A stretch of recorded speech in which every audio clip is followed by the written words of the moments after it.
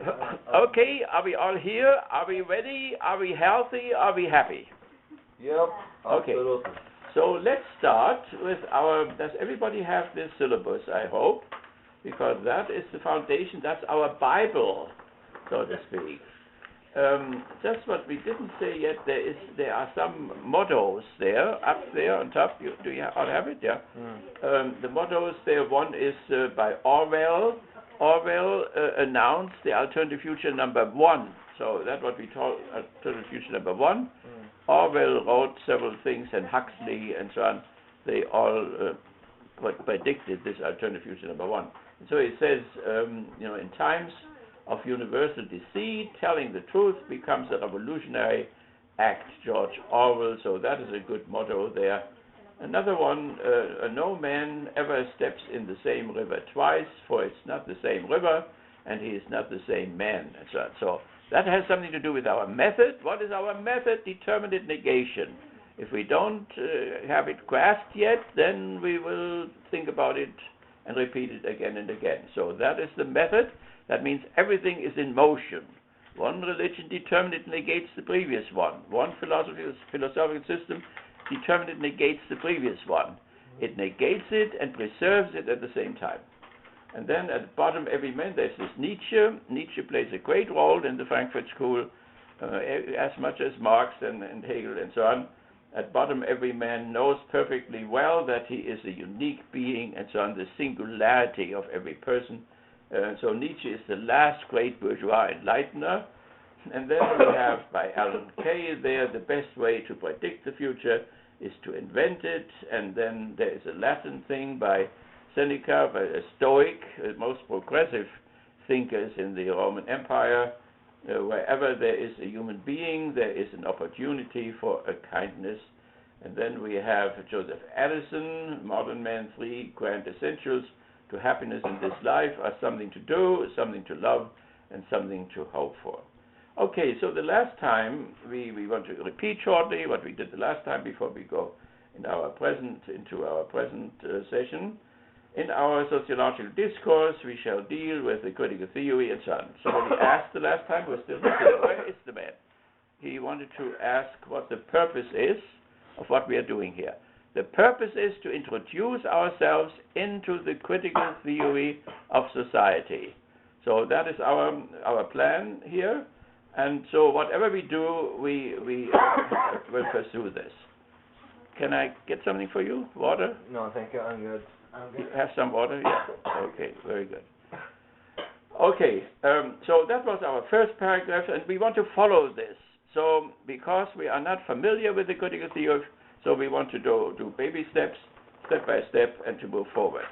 So you see over there, for instance, there's one book which belongs to the beginning of the critical theory of religion, Horkheimer and Adorno, and then we have the other one, that is Slavoj Žižek. That is the most recent, that is 4th generation or what. So that is, we cannot have them all, but we want to pick some, and we will discuss that a bit later. So that's the first thing we did. Central notions and problems. There it says something about Habermas, belongs to the 2nd generation of the Frankfurt School, and we had other names, Harness, Gunzelin, Schmidtner, and so on, who are all, of course, that has moved on too. In the meantime, they have become older. Then we had this paragraph, political ideals, and there was when these Germans who had been under Nazi Germany, and maybe Habermas even wrote something on fascism when he was a student. I think they discovered something. And so then they suddenly were faced with those critical theorists who came back from New York, and they made them familiar with liberalism and a different form of socialism than they had it in the. There's a toilet in the back. You can go or upstairs. Yeah. So they had. So they suddenly became, after fascism, which is a worldview, right? We have these worldviews like fascism, socialism, liberalism. These are worldviews which connect people with the past, which make them know what's going on. They have a certain view of the future, where they are going to. And we from outside, when we look at Clinton and we look at her Also about liberalism, then we really know her. It's not so important that she's a woman or how old she is or whatever, but what is her worldview? Because then we can also predict what she will do.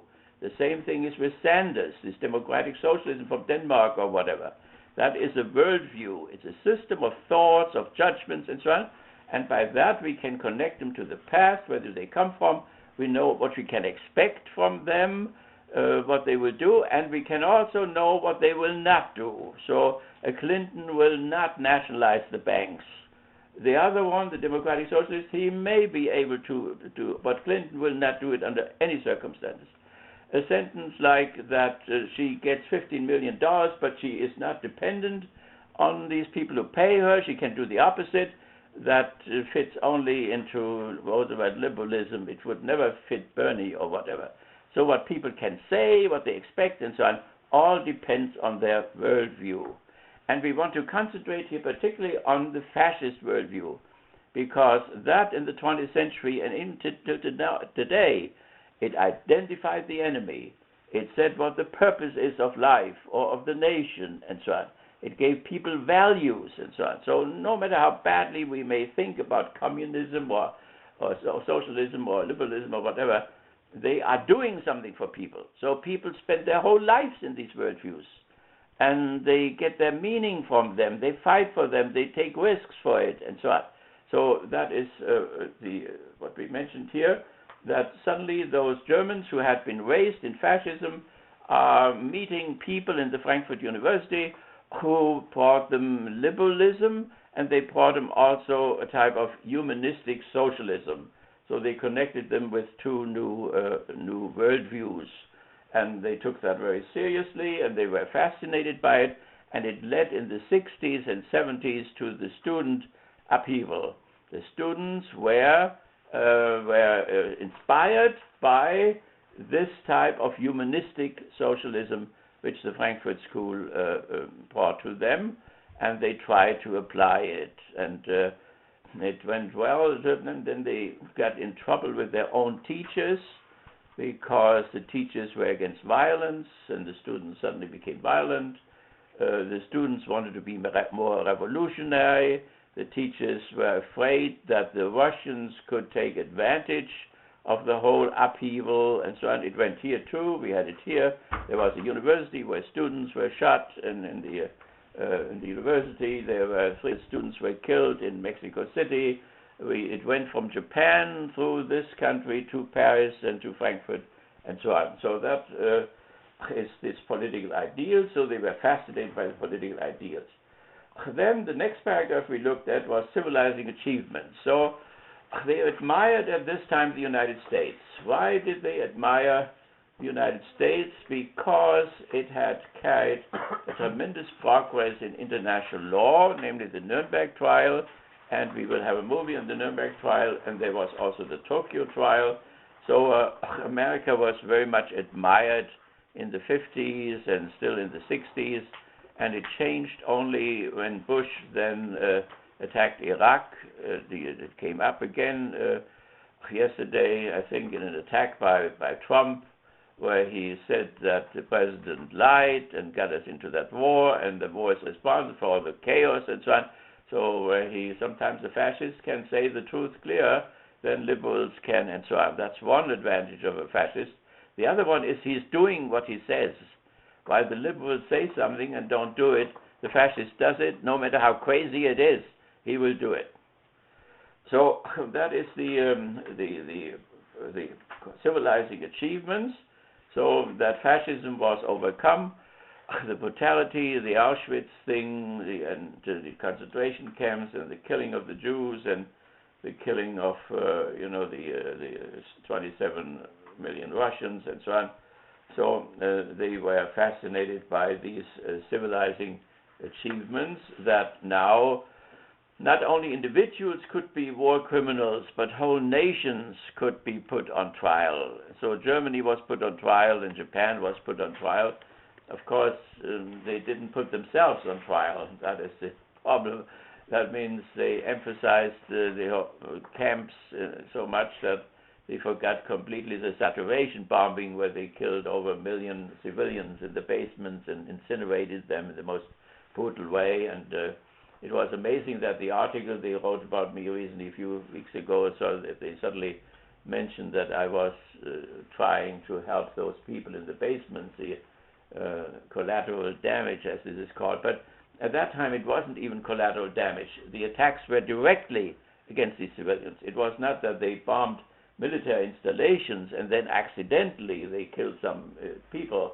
They killed automatically. They started at Goethe Street and went to Schiller Street, and the next night they came with another 1,000 or 1,500 bombers, and then went from Goethe Street to the next one, and so on. So it was directly, it was not collateral damage, it was directly aimed at civilians. Okay, so then that is how far we came, and today we can then continue here. But let's see what we will do. Let's plan, as far as the semester is concerned, what we have to expect. So please, you can read this already. That is our textbook here. And then these subsections there, they appear as titles of our discourse here. So, for instance, ideals or whatever, that is also the name of our discourse, which we went through already. So B is the main, it's on page 19, main discourse themes. And so we had already the first, the second, the third, 4 civilizing achievements, number 4, that's how far we have come, so that we all know where we are in this whole thing. Okay, and then we continue with this tonight too, but let me just go through our whole plan, what else we have to do in this class. This is a 6,000 class, so that's a very high number, and you are great geniuses, and therefore we have to plan that out, what we want to do. So on the back there is C, background reading. So there are 2 types of reading which we have here. One is the background reading, the other is the depth study. The background reading makes us familiar with that method which I have mentioned before, what is called dialectics or determinate negation. So every world religion, determinate negates the previous one, and it maintains certain elements and connects it with new ones. That happens to that religion again, another one comes. So Buddhism determinate negates Hinduism, or Christianity determinate negates Judaism. So in Christianity you can see it very clearly, where Jesus in the Sermon on the Mount, which is his small program, he says, I have not come to change the law or to undo the law. So he is still in conformity with Moses and the prophets. So, but then the next sentence he says, the old people, Moses and so on, said, you should not murder. You should not murder. It doesn't say killing, it says murder. You should not murder. I tell you, whoever calls somebody you terrorist, you communist, and so on, has already murdered the other in his soul. That means from a traditional statutory law, which is part of a state, Moses is the founder of a state, it turns to the subject to personal morality. Christianity presents personal morality, and somebody had done that before, and that was Socrates. So Socrates, when the mythology of the state collapsed and people were without hold and direction, he gave them a new hold in themselves, namely the conscience. The conscience is part of personal morality. So they had a new guidance. The gods did not guide them anymore on the Olympus, Zeus and Athena. There's Athena there. So, but now he introduced, and it was understood as introducing a new god. They thought Socrates introduced a new god, and that was forbidden in the state, so that's why he was sentenced to death.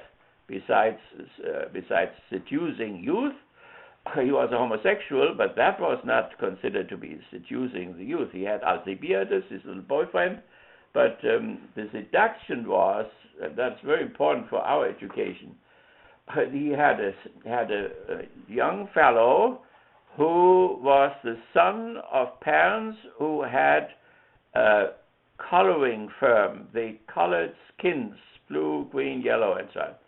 That was usually done by slaves, but they were free people, and the son was supposed to inherit the business. Instead of that, he went to Socrates, and Socrates taught him the liberal arts. That's where our liberal arts come from, music, dialectics, and so on. And so he was fascinated, he was liberated, what Socrates did, and got alienated and didn't want to go home anymore and color skins. So you have the liberal arts and you have the servile arts. So he went from the servile arts of coloring skins to the liberal arts. You know, we had a liberal arts college, but we changed the name. It is not called liberal arts, but it's called arts and sciences. Because when you call something liberal arts, then you must also have servile arts. And we did not want to call the engineers, for instance, servile arts, and then the musicians liberal arts. And so we canceled the whole thing. And now we're discussing general studies, which is liberal arts, and they don't want to call it that way anymore. So it's our own crisis. The university becomes more and more a trade school, which teaches servile arts, and they go under the name of liberal arts, or we drop it altogether. So it's something which is still present with us. When we talk about the past, we talk about the past only because of what is going on now, and the same thing is we talk about the future because of what we may have to do in order to reach that future. Okay, so that's the background reading, and that is our first background reading, this one there, right? That would be the chapter 1 or 2. You can go as fast or slow as you want to, and there you will see how this method works. You will have to read it a little bit slower. So positivistic books, and these are all your textbooks, they have article sentences. It rains, it snows, and so on. These are very simple sentences. So now, when you have dialectical things, the sentences become more complicated, and it is harder then to follow them. Therefore, even the most intelligent people have to read some of these paragraphs several times, and so therefore do it slowly, and it doesn't matter how far you get there in reading that. So the other one, the depth study, is more concerned with the people themselves, with the critical theorists, and you have the whole list there of them. You have books by Horkheimer, and you can choose one of them. You can only, it's too much, it's just, you cannot have more than one. And you can choose one of them for the whole semester. So you can get to the library, and you can get all these books in the library, or Adorno. Now, Adorno is more difficult than Horkheimer, so don't take the most difficult one, right? So Erich Fromm, for instance, is very easy. Benjamin is more difficult. Herbert Marcuse is easier to understand. Then Erich Fromm is very easy to understand. There is Sohn Wedel. He was a worker, really. He worked in a factory in London, so he writes quite, and Leo Löwenthal also writes in an easier way. Jürgen Habermas can be easy sometimes when he talks, gives speeches, but otherwise he can also become very complicated. We had here his books there. So you have all this, and just choose one scholar, one book of one scholar for the rest of the semester, right? Then if you want to, you can take a second book of the same scholar, or a third book, and you become a specialist in that critical theorist then. That, I think, would be a good method. We can talk about this later on, what you really would like to do. So there's Hannes, which is the fourth generation, and then there's the fellow here with the book there. He is even younger than, maybe a little bit younger than Habermas and so on. So then you have here also books which lead to the Frankfurt School, or which the Frankfurt School themselves uses, so books by Kant, by Hegel, by Freud, and so on. We don't have to, if you want to, you can take one of those. Kant would be very difficult, Hegel would be very difficult, but Marx would be easier. The older Marx is easier, the younger one is also very complicated. So, but I think it would be better for us to concentrate on the real critical theorists and not to go to those on which they depend, they're like Schopenhauer and Kierkegaard and so on. Okay, so then there are poetical books and music and so on. So there is, for instance, the Odyssey by Homer, because Odysseus plays an important role for the critical theory. Why?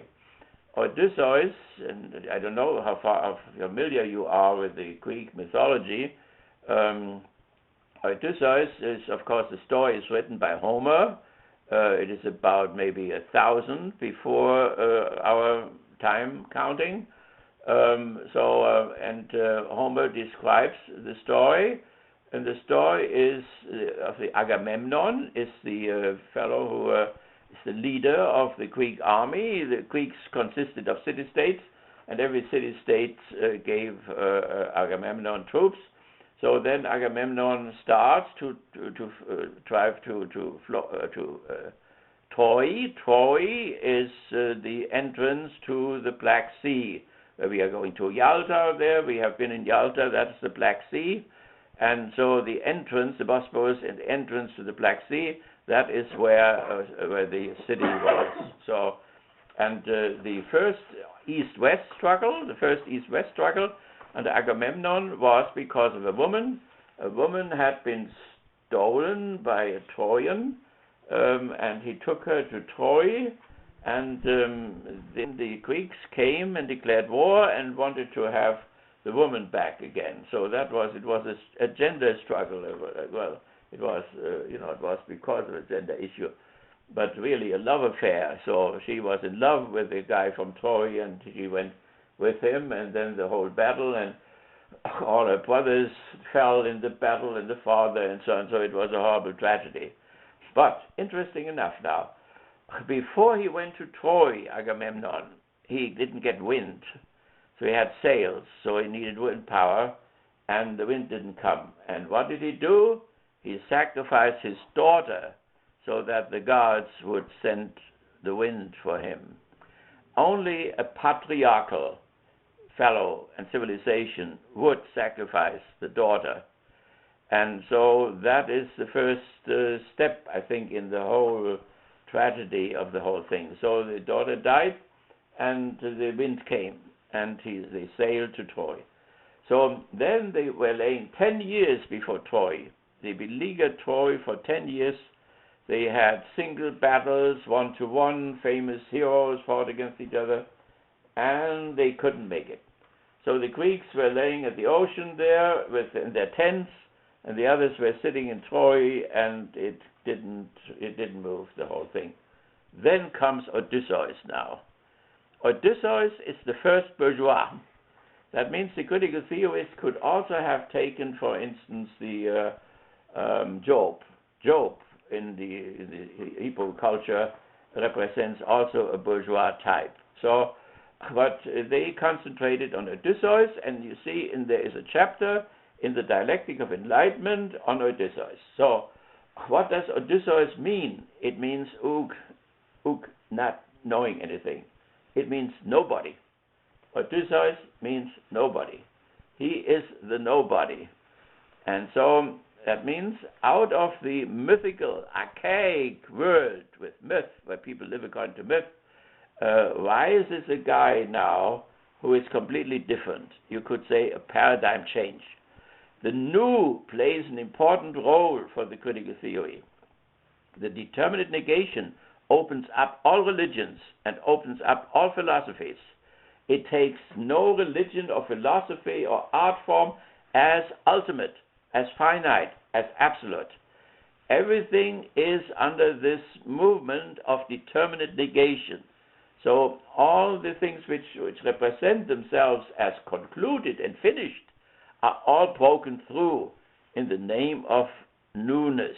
So the definition of religion, belonging for the totally other than the horror and terror of nature and history, the definition is also the longing for unconditional love, which does not exist in history.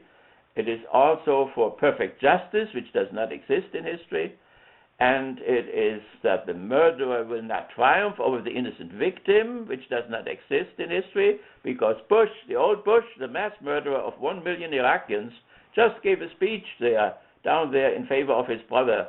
He dares to show his face in public. He cannot even leave the country to Canada or to London, because every member of the UN has to put him on trial and send him to Den Haag, together with his whole committee.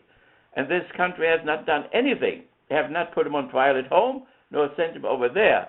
But if Rumsfeld went to a member of the cabinet, went to London, went to France, and right away the judges came and wanted to catch him. He fled to Germany, and then from Frankfurt he flew right away home. The president already in Canada, when he was still president and had diplomatic immunity, the judges in the capital there started the procedures, right? So he gets away. His victims are laying in the desert of Iraq and other deserts, and in the shallow graves there, and he sits in his library and gives speeches for his brother to continue the damaged history, and so on, as he had done. So we see all that, this otherness, it is the other of the identity of the world in which we live. And positivism is an identity philosophy. That means it takes those facts as simply given and unchangeable and forever and ever and ever.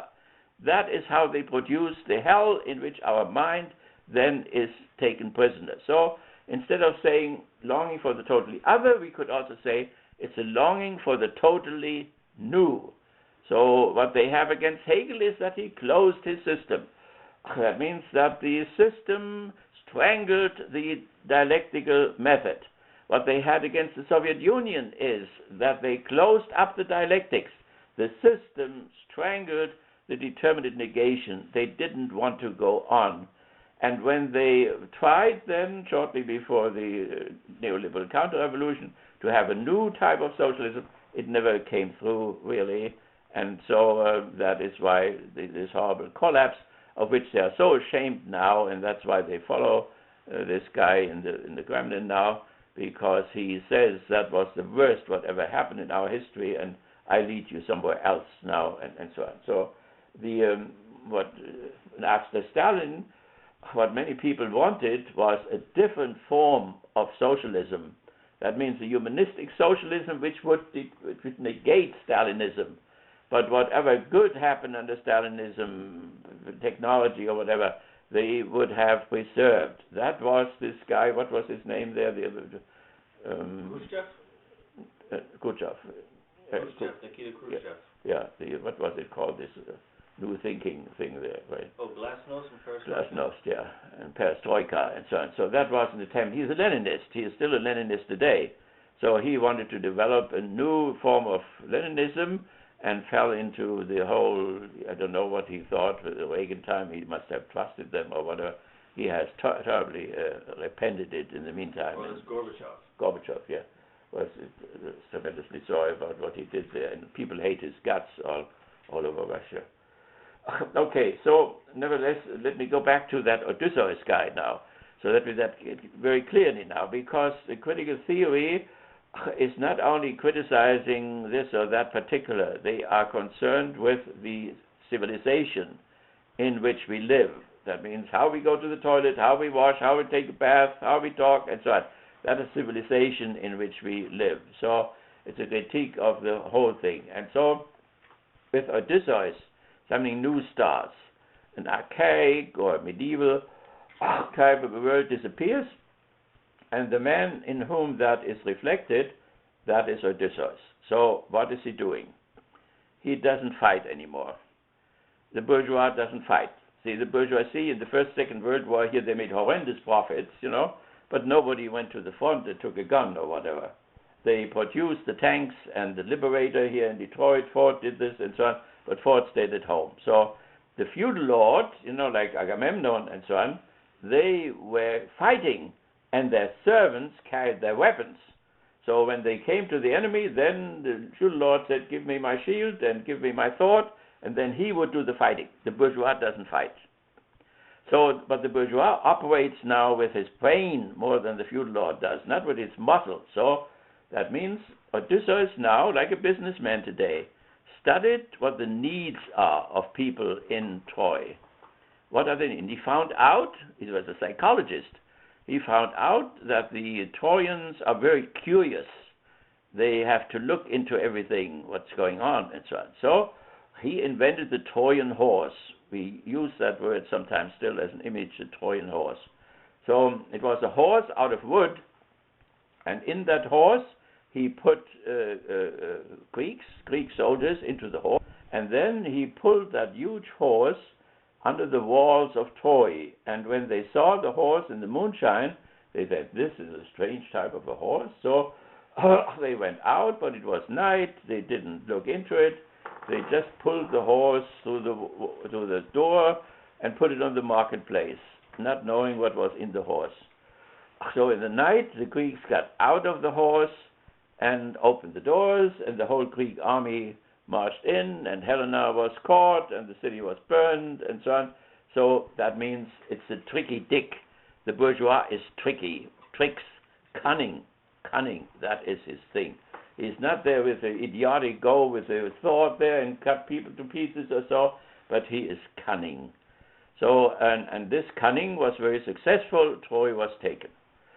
Now, the whole story of that first bourgeois character, that is the type here. That's Trump, right? That's Bush. These are the bourgeois creeps, you know. They are not workers. They are not feudal lords. They are not clergy. They are a state for themselves, a personality type. And it's right with us. Here, they rule the whole country. And their mindset shapes everything in this country, the banks and the industry and so on. So this first archetype, the archetype of this bourgeois creep now, what is he doing? He wants to go home. He goes to where he comes from. He came from an island. One doesn't know exactly where. Along the whole coast of Yugoslavia, the former Yugoslavia, every island thinks that Odysseus came from there, and they celebrate this, and people come and look at it, and they make a lot of money with Odysseus having been there. But nevertheless, Odysseus now sails. He had no compass, right? It was early bourgeoisie. So all the invention which the bourgeoisie made, steamboats, compass, airplanes, tanks, all bourgeois stuff.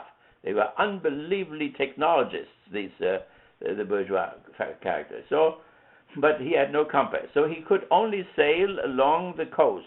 So along the Turkey coast or along the Greek coast or whatever. But then came Poseidon. So one of the gods, he was the god of the Mediterranean, and he was angry against Odysseus. The bourgeois has his religion from the very beginning. He is not a religious person. He's a totally secular person. He makes use of religion for his own purposes. The Romans have that already, religion of utility. You use religion like Jefferson. The Americans have to read the Bible, then we can govern them better. That is the bourgeois religion. It's the bourgeois attitude toward religion. A religious man could never have that attitude. When you are a pious Muslim, you will not make use of religion for political or economic purposes. Only somebody who does not believe can do this. So Odysseus doesn't believe a thing. So, but Poseidon is nevertheless there, gets angry and sends a storm and blows him out into the middle of the Mediterranean where he doesn't know anymore where he is. So why does he do that? Because Odysseus slaughtered his cows. The cows were dedicated to the Poseidon, and instead of sacrificing to them, he ate them up himself. That is what the bourgeois does with religion. It is all self-interest. The bourgeois is self-interest through and through. Mm-hmm. And the gods or whatever, it's all used for self-interest. Survival. So he had to survive, so he ate all the cows. The god got angry and blew him into the Mediterranean. So then another step. He comes to an island which is God-forsaken out there, and he finds a fellow who is even more primitive than the feudal lords and the tribal men and so on. He's so primitive that he has only one eye. He has not even developed two eyes. He has only one. So, and he lives from the sheep and whatever he has. So Odysseus lands on that island. He knows where he is. He goes into the cave, and there is food in the cave. He eats up the food and so on. And then the Cyclope comes home with his one eye and sees those guys, and he likes them for breakfast. So next morning he starts out to eat one after the other. Every morning he eats one of Odysseus' friends and so on. So now again, Odysseus has to find out this guy is so God-forsaken primitive that he has no real needs. So therefore, what does a businessman do on television all the time there in the total accommodation society, commodity exchange society? he creates needs, right? Every day they create new needs. Some may be good, others we don't need at all, and we have them anyway, and so on. So he thinks, what need can I create in this guy? He's so undifferentiated. How can I differentiate him? Well, he finds grapes in the corner, and he thinks maybe that he has not had wine yet, so maybe that would be a good thing. So he jumped with his friends into this container with the grapes in it and makes wine out of it, and wine comes and so on, and then they give it friendly to this cyclone. Now, he drinks it. He had never had alcohol, gets alcohol, and of course gets drunk and falls down and sleeps. And so now what do?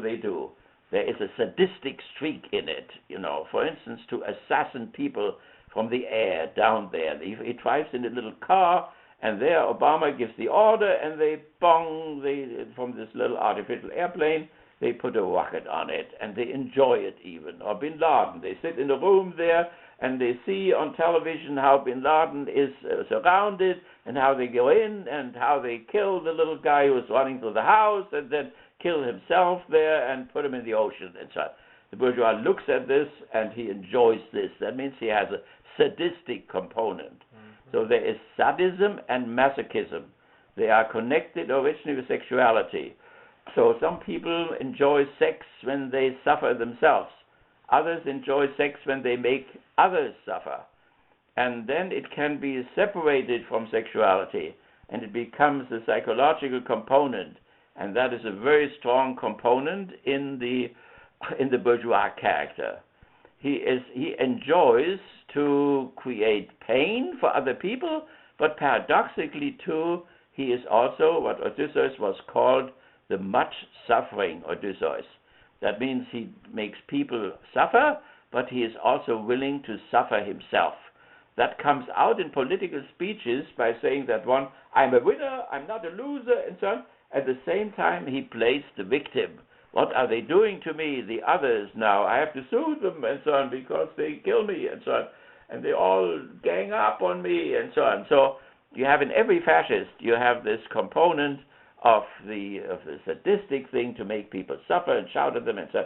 But at the same time, also able to take a lot of suffering as well. So now, what do they do now? They take a stick, which is laying there, and put it in the fire with make a sharp ending, and then they put that into the eye of the cyclope. That's the only eye he has. And then they put it in, and they turn it back and down, waterboarding there. They enjoy that torture and so on. And of course he wakes up, and he screams, and he has a horrible pain and so on. And now he wants to catch those guys who did that to him, but he cannot see anything anymore.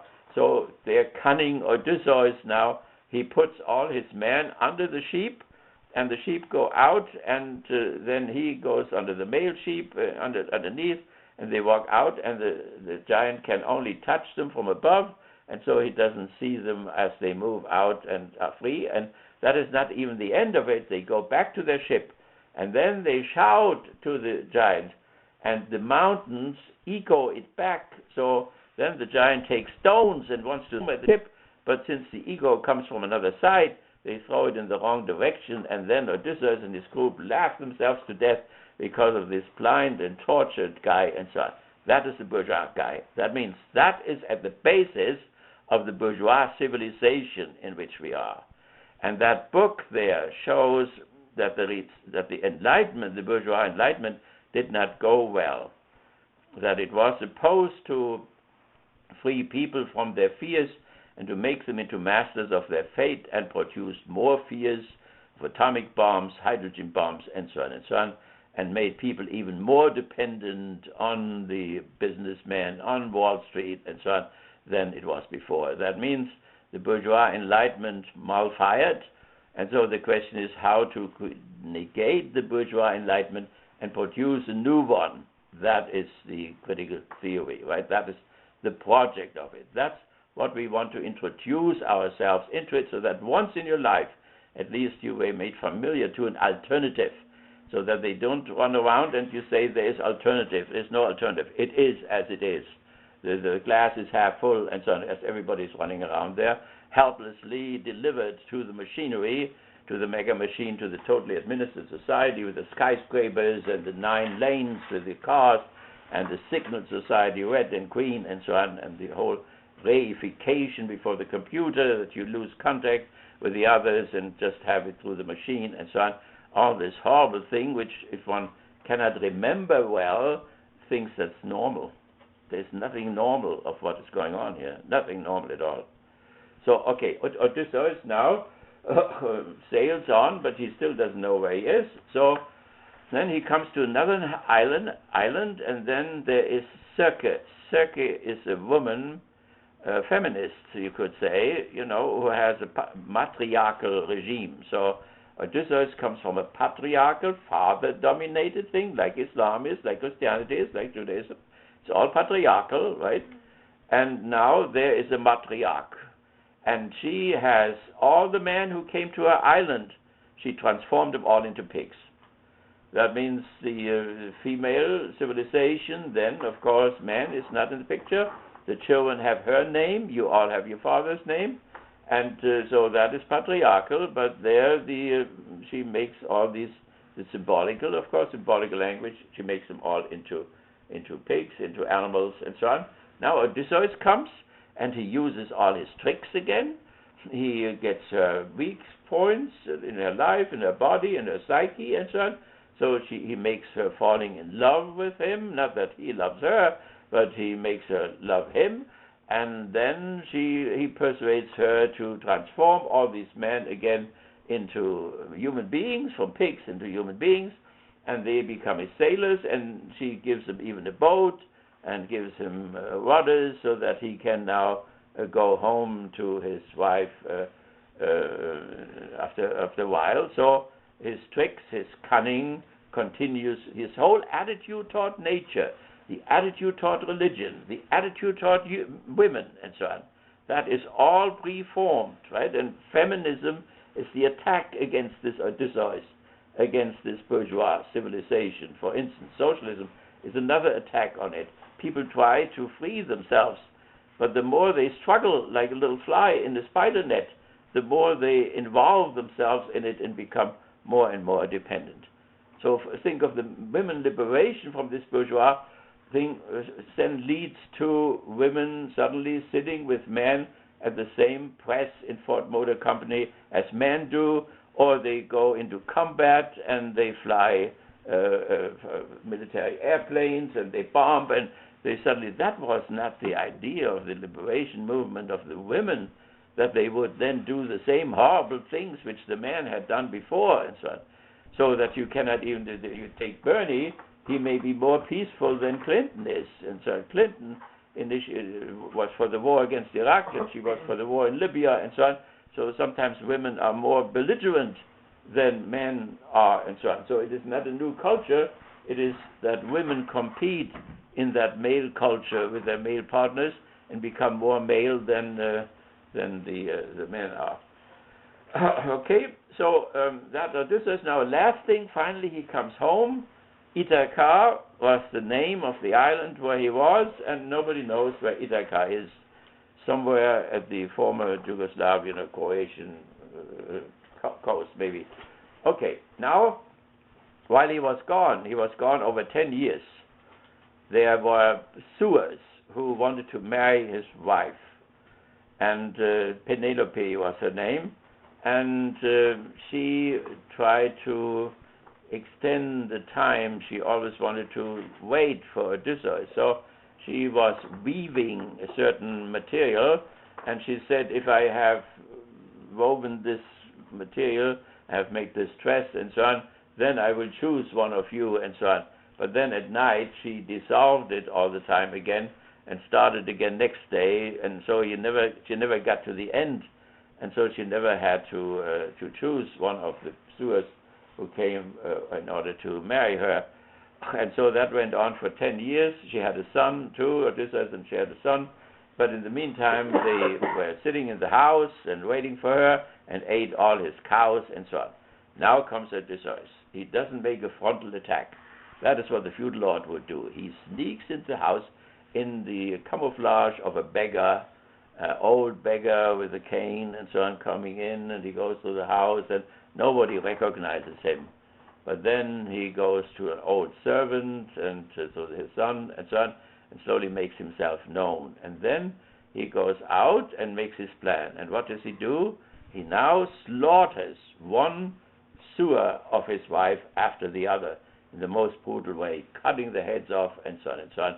And it's Judgment Day, which goes on and on, a bloody thing and so on, until all the guys who ate his cows and wanted to have his wife are dead. So this is important now. Here we have an archetype where you can sum up what a bourgeois civilization is, what its fundamental characteristics are, what its psychology is. And this psychology of the bourgeois goes through the whole thing, and you can read it in the newspaper every day.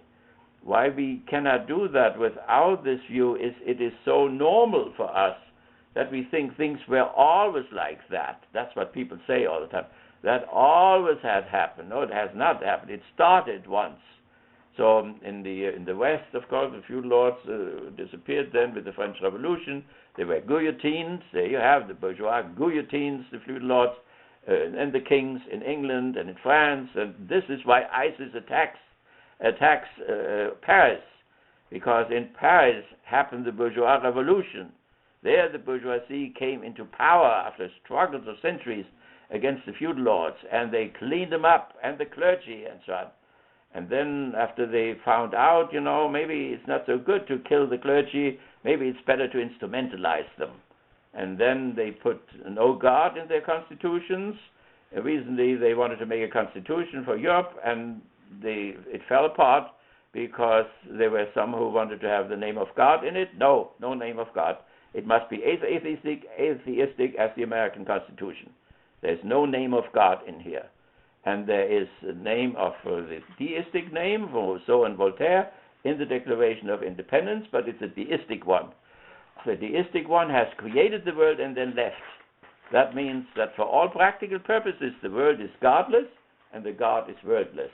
So that means the world is now open for the bourgeois capitalism, for the bourgeois imperialism, for the bourgeois capitalism. There is no norm which says you cannot exploit the people in El Salvador and steal their coffee. You cannot steal the rubber in Vietnam. The president will now go to Vietnam soon and get more rubber now. They couldn't steal the rubber, so now they have to buy it. Or they go to Iraq and they steal the oil and so on. That is what the bourgeois does all over the place.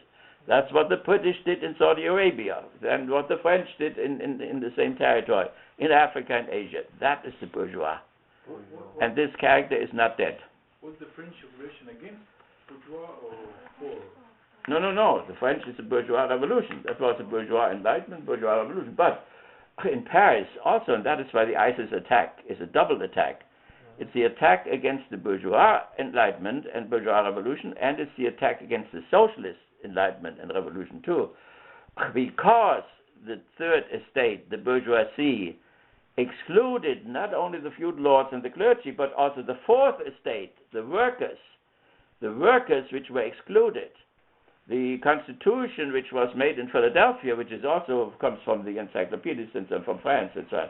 The slaves were sitting outside and had the carriages of the guys who made the constitution. There was no place in the constitution for the slaves or for the workers, white or black or whatever. It is a pure bourgeois enlightenment document. So the same way in France now, the fourth estate, since it's excluded, rebels. And so the first commune attack in 1831 already. That is 50 years after the French Revolution, or 40 years or whatever.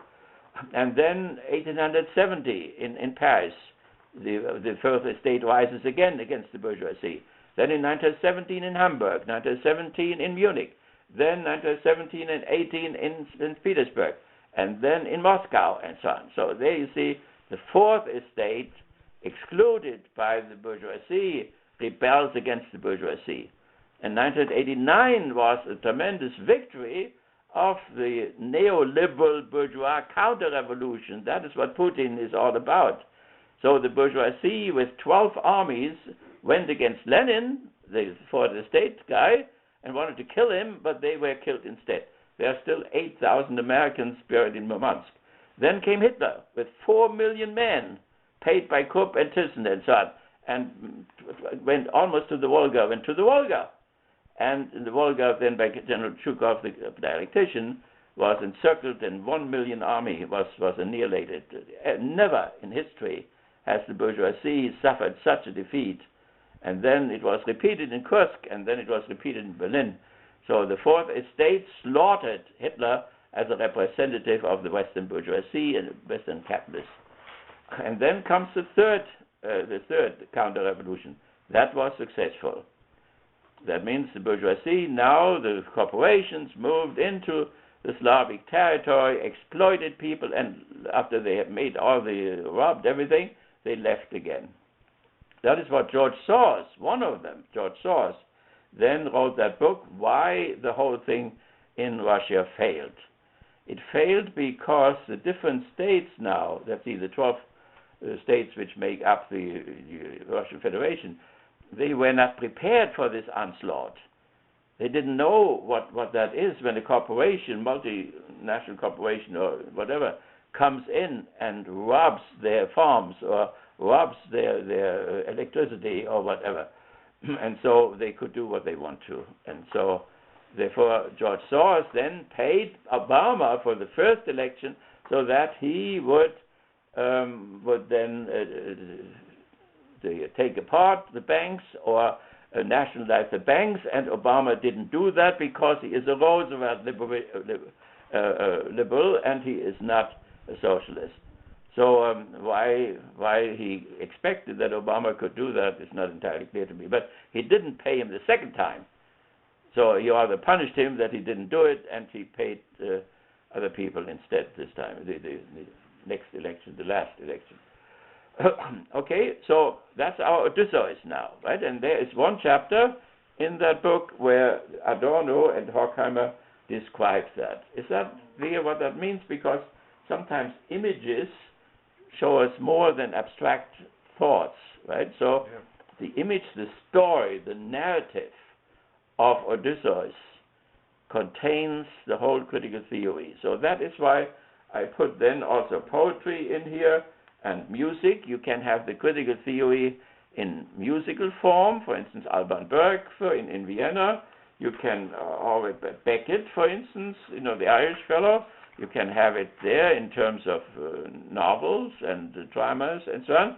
So the critical theory can appear in music, and it can appear in literature as well. And there it is sometimes better to understand, maybe, instead of in philosophical language. Question. Yeah. This French Revolution, 1789. Yeah. Wasn't against the king Was against the king, yeah. The church, and the nobility. This capitalism that was ruling people, using them, their resources, and so on. No. It was first against the first estate. The first estate is the clergy, right? Yeah. It was against the second estate, that's the nobility, the king, and so on. They had already killed the king in England and made him into a constitutional monarch, which means he has nothing to say whatsoever. So that is why our first revolution under Washington was not a revolution, because you cannot make a revolution against a king who has lost all power already. It was rather a struggle inside. It was an emancipation war. That means the bourgeoisie in Boston wanted to liberate itself from the bourgeoisie in London. They wanted to sit in Parliament in London and make determination. So no legislation, no taxation. And then they made that little tea tax, which was almost nothing. It was simply symbolical. The American bourgeoisie took that in order to make its point. We will not pay this. And out of this came this war now. It was not that the British got a lot of money with the tea tax or whatever, but it was simply the disobedience. That means the bourgeoisie in the colonies disobeyed the bourgeoisie in the mainland. In antiquity, Dubrovnik, where we go, that was a Greek colony. But the people in that Greek colony had the same rights as the people in Athens. But in modernity, the bourgeoisie in Paris and the colonies in North Africa and Algeria or whatever, the bourgeoisie in the colonies did not have the same rights at home. So that is why the American war there was a war where the colonial bourgeoisie said, we are not your slaves over there. We are as good as you are, and if we cannot sit in parliament, then we will not pay our taxes. And that is where the struggle started. But that was not a revolution. Yeah. But the Civil War was a revolution, because the Civil War was that the Republic, the Union of the Republic, had to be rescued. So there could not be two ruling classes. You had one ruling class, the South, the slaveholders, and the North, you had the capitalists, the capitalistic class. And so one had to go, and the more progressive one won. That with the better guns, better factories, better U-boats, and so on. And better machine guns, and so on. They won. Both sides were bourgeois. No, one were slaveholders. Slaveholder is not a bourgeoisie. Bourgeois is not a slaveholder. A capitalist is not a... What's the difference between slaveholders and... Well, what's the difference between the slave and the free worker, right? One thing is that the free worker has laws to protect him.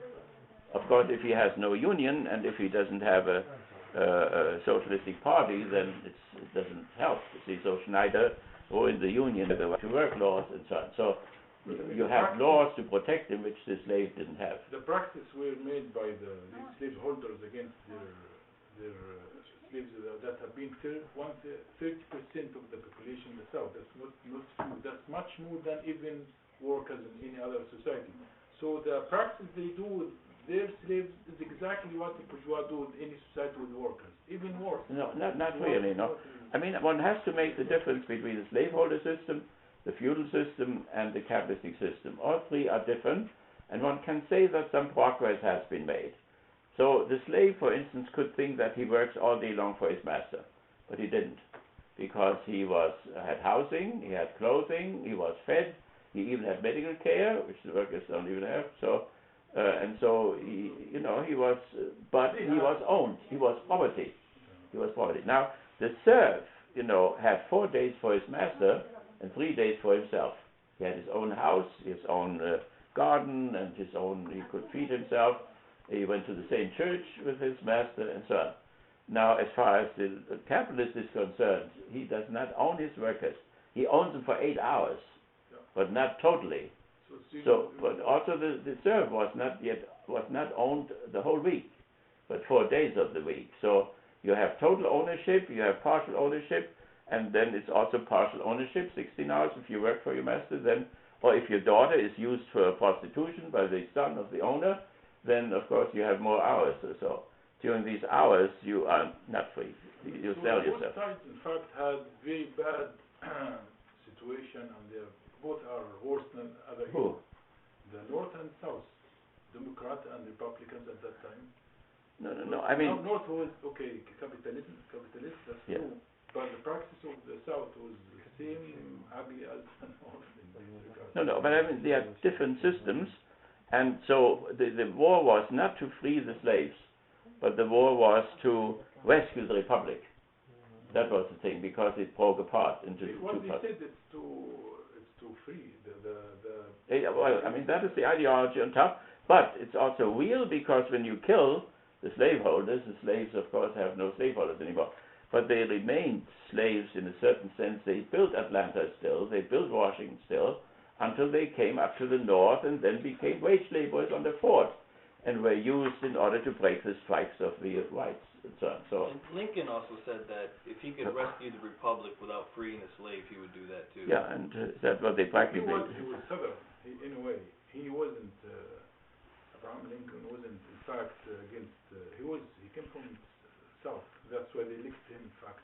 Yeah, I mean, he was born in Kentucky, raised in Indiana. Right, but this is not Illinois, so. But We have to think, that we cut really through, and that we don't, if the slaves had it a little bit better, they were house slaves and they were field slaves, and so, if you lose yourself in these particulars, you don't see the main thing anymore.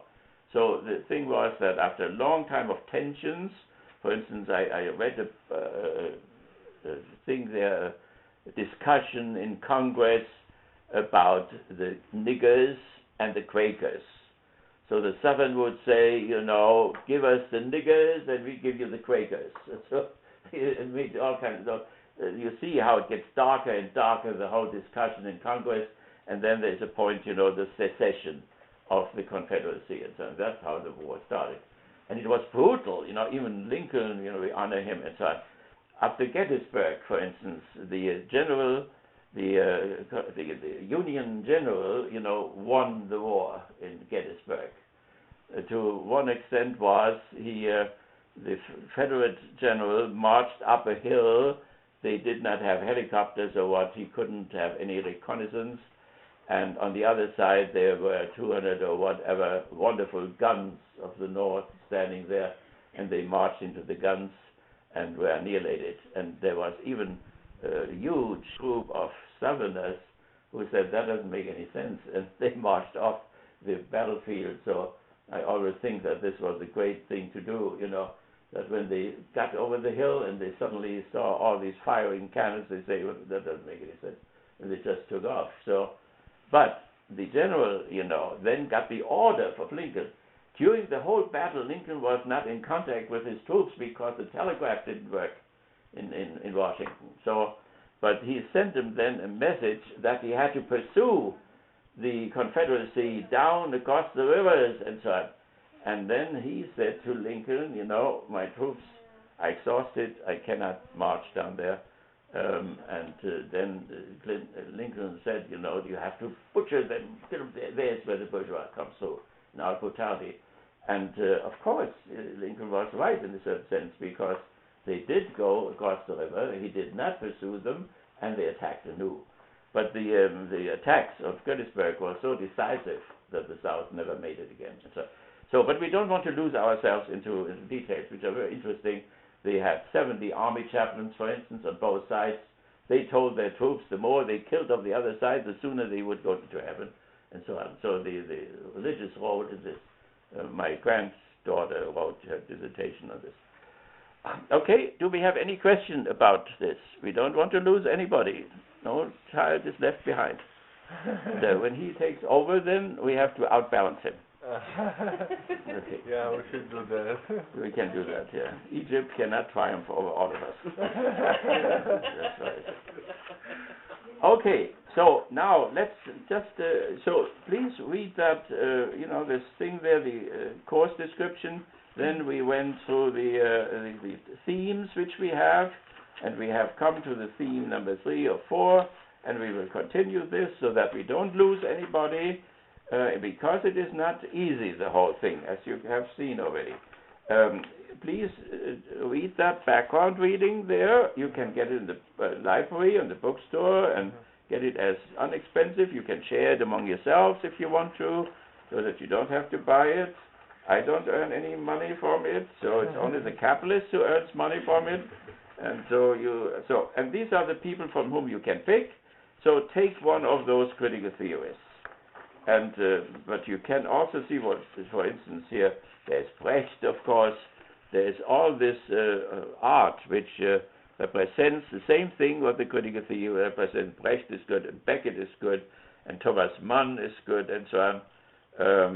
Or you can take Homer and read Odyssey, and so on.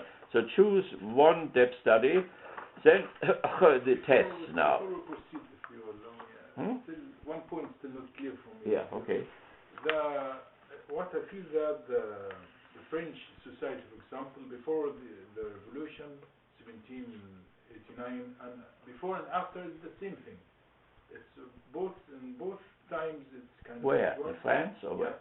No, it's not before the same it was thing. just the king. It moves from the king and church to the other bourgeois and the capitalism. No. I mean, the bourgeoisie, pushed the clergy. Some of the clergy was pushed out. Some were guillotined. They guillotined the king. They guillotined his Austrian wife. They guillotined the boy, the Dauphin as well, and the nobility and so on, or drove them out of the country. So there was a real revolution. These two classes never made it up again. There was the parliament, the National Assembly. On one side, you had the high bourgeoisie, the bankers and the industrialists. On the other side, you have the low bourgeoisie. It was the low bourgeoisie which was most radical. Up to today, the low bourgeoisie here goes with the Trump, right? So that is the real seed of fascism. In Germany, that low bourgeoisie did not make its revolution; it made it under Hitler. and it came too late. You see, being late, it was a catastrophe. So when you do something late in life or whatever, which you should have done before, it's usually a catastrophe. So that was the parliament, and it was the low bourgeoisie. There was no working class representation. That's the third estate, not the fourth one. You have to keep them. But before the revolution as well, there was the same. I mean, if we just talk about the situation of using people, using their resources, and so on, this is the same what the church and the king did with people. Well, I mean, the feudal lords, went to South America and so on. Of course, they looked for gold and so on. But it's quite, if it was the feudal lords, or if the feudal lords used the bourgeoisie, which were not yet in power. So the bourgeoisie came up slowly, right, from the 13th century to the 18th century. It took them 400 years or whatever in order to get up there. So they emancipated themselves here and there, but the main strike were then in 1789, where they marched, to Paris from Marseille and slaughtered all of these people and so on. And that is definitely, they were in power from now on. They had come into power already with the Calvinists in England, and so they came into power now too. They got rid of Catholicism, they introduced deism, they introduced a new calendar, secular, post-Christian, and so on and so on, this whole thing. So now later on there came the Restoration, right? So where they suddenly put a king in again. The high bourgeoisie wanted to have the same thing like in England, the constitutional monarch. But the low bourgeoisie wanted to have a pure republic. So that is the issue. But there is a real, cut. The bourgeoisie did make a revolution, like Odyssey, They broke the neck of the clergy. They never got up again, and so on. That is why ISIS attacks Paris. Not Brussels, Brussels is the capital of Europe, but the economic capital. But the attack was symbolically against Paris, the source of the bourgeois enlightenment, of Odyssey, and of the socialistic enlightenment as well. Because, you see, bin Laden thought he had slaughtered the second form of enlightenment in Afghanistan, where they throw the Russians out. And then they turned against the older form of the enlightenment, that is the bourgeois enlightenment. So we have to get those concepts clear, because this wishy-washy serves only the fascists. The fascists are the real guys who can bloom, like you see with this Trump guy there. The more mixed up people are, the more he will get them. There are even working class people who run after him, in spite of the fact that he is a tycoon, and lives from them. That's what we call false consciousness. Okay, so let's go back to our plan, the tests. We will have a test. We have to have tests. We have tests? We have tests, yes. Oh. I'm very sorry about this. Yes, I didn't expect it myself. Oh. It just came overnight. Yeah. Okay. We will have our first test. We will only have 2. It could have been worse. It could have been 3. Oh my God. Yeah, but we we got one less than we had to have. So we will have our first test on March 2nd to March 16th. That means your vacations are in there. So it's 2 weeks, and some of it is the spring vacation. But we are hard workers, and motivated, and so on. So the final test then is the second one. That will be from April 6th to April 13th. That's just 1 week. Is it not one day or how it works? No. We take it home. We do it at home. Okay. Now the question is what we are doing. One thing would be, I could give you one question about each of these sub-chapters in the syllabus, which we have already started. And then we can have one question on the first background reading, and then on the second background reading, and on the depth study, which you have chosen. So that one critical theorist, which you choose for the whole semester. We could do it that way, that you could, instead of answering those questions, you could write a little essay on 1 or 2 chapters of this background reading and of the depth study, without answering the questions, or you can answer the questions and just give a short answer on the two readings. So we could also have no questions at all, and you could just write a little essay on the background reading and the depth study. What do you want to do? This is a democratic place. Democratic liberal or democratic? I agree with you. It's just democratic, without qualifications, purely democratic. So I could write out the questions, and then you can still choose if you want to answer the questions or if you want to write those essays. How would that be? Do we have an agreement? Yeah. One essay? Well, an essay about one or two chapters of the background reading and one or two chapters of the depth study. You can choose one depth study for the whole semester, right? Horkheimer, Adorno, whatever. One of them, just one of them, of this whole list there. And then we will have a second background reading. So the first test would be then, and that's what, let me give you the date again. First test, March 2nd to March 16. So either you can answer during that, you take it home, you do it at home, and answer the questions, or you, instead of that, write that double essay, an essay which includes both the background reading and the depth study. And we do the same thing again from April 6 to April 13. And we have to be punctual, right? Particularly the second one, because I'm leaving after this. Right. We're leaving, right? We're leaving. So this book here is what you mean. That's the first that background the reading. Background reading. Right. So it would be that book specifically. Yeah, that will be the first test. And then the depth study is the list that you have in the syllabus. One of them, right? One of them. Horkheimer, Adorno, or whatever. Take a picture. You could take this one, That would be the depth study. That's your depth study, right? You can keep it the whole semester. And so the one option is to do an essay, one essay on the background reading and one essay on the depth study. Right, So two essays. Yeah, or you can put it into one essay, right? Or put it together and put it into one. But okay, he has it already. He has the Horkheimer and Adorno, the Dialectics of Enlightenment. So that is his depth study, right? And so you can, like him, just choose one book of one of the critical theories. You can take that or that. Right? That's the background reading, right? Okay. So that's something else. So background reading and depth study, right? Okay, so that is all. That's our plan for the semester. Did you want them to take a specific chapter 2 and 6? No, you can choose, you know. There are chapter 2 and 6 are stories, so that is easier. The other things are a little bit more theoretical, and it's about Habermas to a large extent. Okay, so take some chapters out of this, and background reading and depth study. We do that in the first chapter in first test in March, and then we do it again in April. The copy you have has such a small writing. Too small. Yeah, right. I ordered it from the magnifying glass. You know how Germans are, you know. Okay. So, and then the grades. I think you got midterm grades already, right? Have you gotten them already?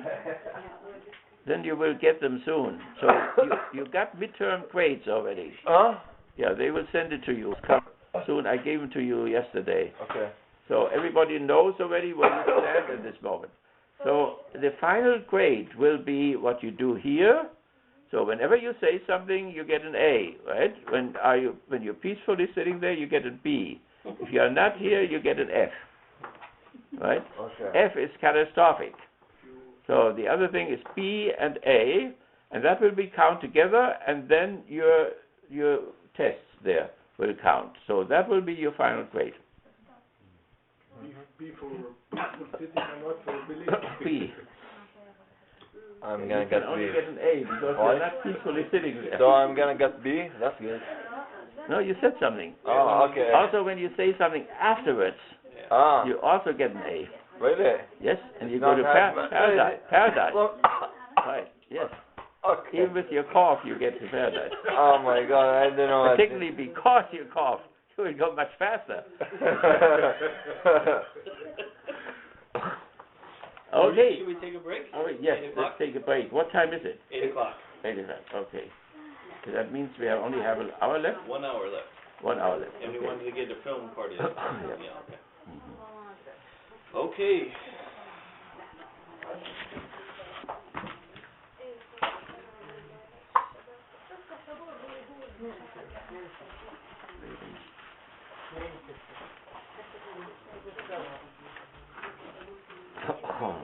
So the form of the form different systems use people. I understand that one form of these that really use people, but wasn't really the Well, case. they use all people use. I mean, the ruling class always uses all people. This category is too general, not specific enough. The question is how the slave is used, right? And what the property title is. The master went to the marketplace and bought him for life, day and night and everything. But in order to not to lose value, he had to take care of him. He had to feed him. He had to keep him warm. He had to feed him even when he did not work in winter and so and so. And so when you say are they good or bad, you know, if you want to bring a value judgment, I mean they were good slaveholders, you know. Some were house slaves. The house slaves were very close to the family. Field slaves, you know, they were outside in the hut there and cold and whatever. They had barely anything to eat and twice just. No, it depends. The Greek slaves had it better than the slaves down the south. So, but what does it mean better? You know, for instance, the Greek slaves could be educated. A lot of Greek slaves became educated of the Romans. You know, so but you had it also in the south. You know that the maid, you know, was treated like family. You know, and I mean not really like family. They But, banned education. yeah, right. And But so this form of holding slaves here in South and then in France also what the king and nobles did with the serfs. yeah. And the serf and the slave are different, right? And the wage labor and the serf and the slave is different. So And when people say, you know, we are going back to feudalism, it's not true. all these farmers that worked in France before the revolution and they had really almost nothing. Yeah, everywhere. So it depends now. You could have been a farmer with 4 cows, with 6 cows, with 1 cow, with no cow. They were all the workers on the farms, you know. Would you like some coffee? No, Arabic thank you. coffee? No, I don't drink any coffee. Really? Yeah. Okay, let's all go up if you want to. I didn't want to drink also. I can't drink any coffee. Yeah, me too. Oh, Okay. Thank you. It's Who has coffee? Oh, you have coffee. Look at this. That's beautiful. Thank you. That's great. That's much better than water. You can offer much better things than I do. Huh. Yellow. Arabic coffee is different. Oh, that's wonderful. I'm not allowed to. when I drink this coffee, I didn't sleep for 3 days. Right. Oh my God. Okay, very good. Oh, that's wonderful. Yep. Look at this. It's like energetic drink. Yeah. Do you know energetic drink? Like. Yeah, very wonderful. Great. لا Okay. ما أشرب ما المشكلة شربت ما أنا في واحد So منهم. the bourgeois just wants to take over from the nobles and Doesn't want to take over. He did take over. He I didn't killed them. drink for like They are 3 dead. years right now. But he's dead. Yeah. They just live in fairy tales. Like the But king you know, of England, he is now a little fairy tale, you know. It's the best thing And all the to little drink this people coffee there, with they are something happy sweet. when the king comes, With the what? queen With comes, eat and the something son, and sweet. something sweet. But that's all. Yeah, It's sorry. all poetry, I mean. Otherwise, It's it goes right to the blood. all finished. Be up all It night. was decisive, you know. And they don't come back anymore. They always will try, you know. So where the bourgeoisie has been annihilated in Cuba, in China, in North Vietnam, and so on, it's also gone, you know. They make sure that nothing comes back anymore. That's why the killing goes on. They want to kill children too. very rich people now in Shanghai. Yeah. Well, they may try. No, Putin lets he invites the capitalists to come back, and so as long as they are good and do their job and deliver technology to him, if they become too rich, he just put them into prison or throws them out of the country or poisons them. So now in Russia, note that couple of these bourgeois, very multi-million. And sometimes they are, but this is a counter-revolution, right? So the neoliberal counter-revolution made that. So then you get, in Yugoslavia too, you get the old guys or their grandchildren back again, But this is a horrible catastrophe if you have a counter-revolution. Because then the blood, which is spent all for nothing. That is what we will see there in Croatia, What's happening in Egypt? Horrible. Yeah. Right. Yeah, I never know what happens in Egypt and all with these, because the class system is not clear enough for us. When Mubarak left and so on, does that mean that the class leaves with him? I think the class remains the same. No, they have their and boy just now. the political clowns, change. General Sisi is in charge. Right. It doesn't matter who the politicians are. How is it in Egypt right now? Worse than ever before, huh? Worse than last 100 years. Worse than Really? Mubarak. Why? Not even in time of Nasser. Yeah. I heard everything is going well there.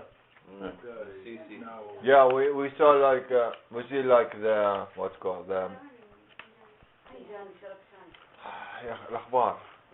Media. The news. The news, the media. It's everything is cool there, Now, as policeman, you can kill and nobody will ask you what to do. Yeah, because the Italian, scholar there was studying and they killed him, beat him up, tortured him. Thank you for the coffee. Thank you for all your beautiful things. Do you want some? How are the cookies? Can you eat the cookies? Yeah. That said you have Or do you have your own cookies? Yeah. Oh, okay. Okay. There's nothing will happen. Today is do not days. He's a gangster. Not Okay. Very good. Okay, you can go on eating, Good. and we can go on. And anyone who opposes Sisi becomes, the Ikhwan or they're terrorists or they're Salafi. If you say anything against him, you are Ikhwan, and even if you are not, you are Ikhwan. Right, exactly. You like Ikhwan or no? You like Ikhwan or no? أنا إخوان مسلمون. Follow him. Follow him. He is a good man. Right. Don't let him know if I go to Egypt. You gonna go to visit Egypt someday? Why not? Please, let me know. Yeah. Okay. Oh, we go to, as we promised ourselves, we will follow the points there in order to make it easier for all of us, right? So we could go to this Chichek there, but that is then out there. He has, no, you can leave it there. Of course, he builds up on Adorno and Horkheimer and so on, right? So if you want to take him as your depth study, that's fine too, right? But it is a little bit complicated when you don't know where he's coming from, from Freud and Marx and Hegel and all this. So he is from Slovenia in Yugoslavia, so he comes from a former communist system and is still a Marxist and wants to find new forms of Marxism. So there is Marcuse behind that. So if you take a very young one, which we have now, then it may be difficult to see where he comes from, and therefore it is better maybe to take some of the classical ones. Okay, so we have now, our point here is competing theories, and so what does the text say? While in our critical sociology discourse, that's what we have.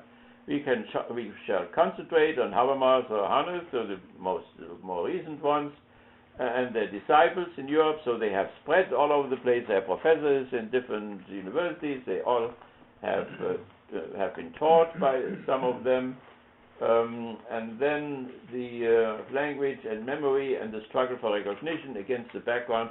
So Hegel plays a great role there in the particularly the early Hegel. We said that before. What these newer ones do, Horkheimer, Habermas, and Hannes, and so on. The post-Enlightenment, they would call that post-Enlightenment and post-idealistic type of philosophy. That is what they are. So they are not system thinkers anymore. They think when you take a system, you force the facts in a certain direction, and therefore you produce a cover-up for what is going on. So they are anti-system people. So Hegel had built his whole system on the human potentials, which you have on your roadmap, A. You see there's language and memory, work and tool, sexuality and eroticism, struggle for recognition, and community. These are the 5 human potentials. Out of this, Hegel developed this huge system, the last of all the systems now, the most powerful one. And so they went behind that system and took out some things of them. So, for instance, Freud took sexuality and eroticism. Marx took work and tool. And Habermas and Hannes took language and recognition. And then they didn't build a system, but they looked at the German society, they looked at Los Angeles, they looked at different cities, now we could say Flint or whatever, and in terms of language and recognition. Hannes is particularly about recognition. So, by the way, do you know that our lead content in the water here is 13% and in Flint is only 11%? We have more lead in our water, so drink that stuff, this water there. It's better there. You can even wash with it and shower with it because that lead can hit you even when you are in the shower room there. So, so that they just found out about this, you know. Oh. In the river or in the... No, in the house, in the there, the faucet there where the water comes out. I think in the city near here, and Flint city. Yeah, Flint, but Flint is 11%. Here in Kalamazoo, it's 13%. It's higher here than in Flint. Well, that's what they were reporting, and that they found is that the 11% that was being reported by the state was inaccurate. So Flint's water is actually much higher than 11%. So what's being reported, according to the data collection, is Kalamazoo is higher than Flint, but in reality, when they analyzed Flint, it was much higher than high. say. Oh, okay. Which means if they analyze ours, it may also be much higher. Okay, yeah. In Kalamazoo, we have like bad water also? Yeah. Really? What's going on? What's going on? Be careful. Latham, You may be in paradise earlier than you thought. I thought just Flint. No, not only Flint. Flint. Okay, so competing theories, I right? thought just Here we Flint, are. just Flint. So we have the critical theory coming from Hegel and Kant and so on. But then we have also theories which are competing. And they come from a division which took place from the Hegelian system. That means Hegel combined a very revolutionary method, determinate negation, with a conservative content. So then developed the Hegelian right, the Hegelian left, and the Hegelian center. And today that is called a little bit different, but let's look at the first one. The Hegelian left took the revolutionary method and rejected the conservative content about the family, society, state, and so on. The right took the conservative content but rejected the method. Since you are on the right, that means all your education has been on the right, in Saudi Arabia and here, you don't have the dialectical method. You only have the conservative content.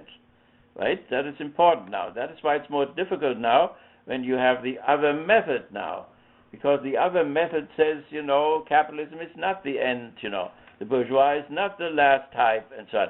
The murderer shall not triumph over the innocent victim ultimately. The new can come, and so on. That is a method thing, right? You think dynamically. But if you're on the right, you don't have that method. So therefore, you think the king of Saudi Arabia is eternal, you know. The American Republic is eternal. Nothing will come afterwards. Don't dream about anything, you know. Just bind your brain to that what is the case. That is what positivism is. Positivism is the metaphysics of what is the case. Okay, so you are all on the right, if you know it or not, right? So the whole country here is so far on the right that the left is not even visible, except that little Bernie now with his Denmark thing there. You know, that is all. Otherwise, the whole thing is right. So when they say here, right of the center or left of the center, you know, that is far out in terms of European situation. That means the American ruling class, since they never had any feudal lords, Never any powerful clergy could do whatever they want to. And they prevented a working class party. We are the only country without a Labour Party or a Social Democratic Party. So Bernie now uses that word, and the Republicans and the Democrats say Bernie will not get into the White House. Both parties will prevent him that he gets into the White House.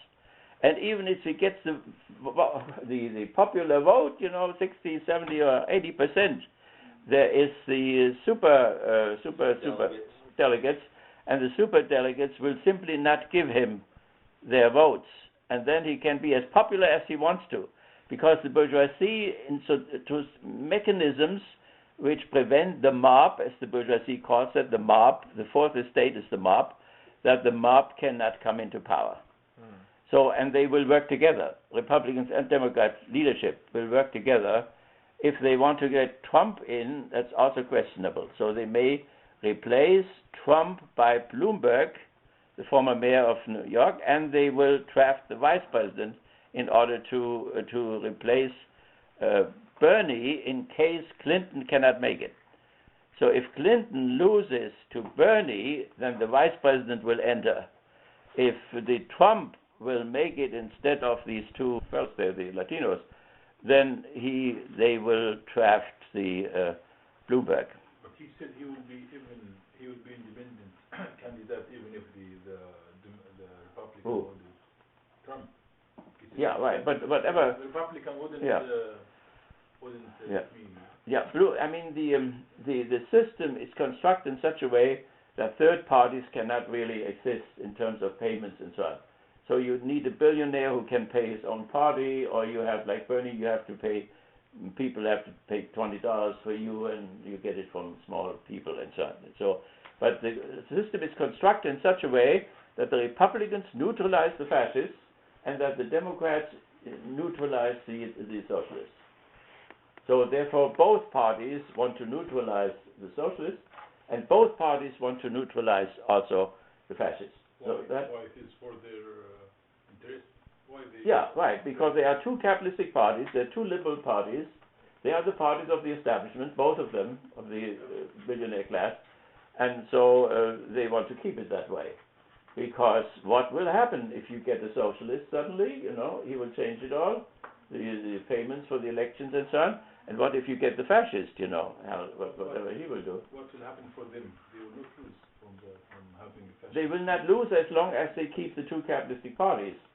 But if they suddenly have a Labour Party, or if they suddenly have a fascist party, they may lose. Why fascists may lead? Well, the fascists may, in Germany, the ruling class, Krupp and Thyssen and so on, they were very skeptical about Hitler. They rejected him simply because he was a low bourgeois. But as soon as he had an election victory, Krupp invited Hitler, and he went in the family, and they embraced him, the great man, and so on. So, of course, Hitler, subordinated the capitalistic class under the nationalistic goal. You, Krupp and Thyssen, you have to be good patriots. So you have to build good cannons and Stukas and so on, and that's what they did, right? So that means Hitler was able, as a petit bourgeois, to subordinate the workers, the unions, and the capitalists under the nationalistic goal. Make Germany great again. Make America great again, right? That's the fascist goal. It's nationalism. Okay, so it's very important that we, and then that they are worldviews, which give meaning to people. You have to think that we have thousands of people in the West which go to ISIS because the West cannot give them meaning, And so religion cannot do it, liberalism cannot do it, Bernie cannot do it. They want to have somebody who gives them direction, goal, meaning in life and death, so that even your death can be meaningful. You become a martyr and so on. So that's missing. Capitalism cannot give that to you, right?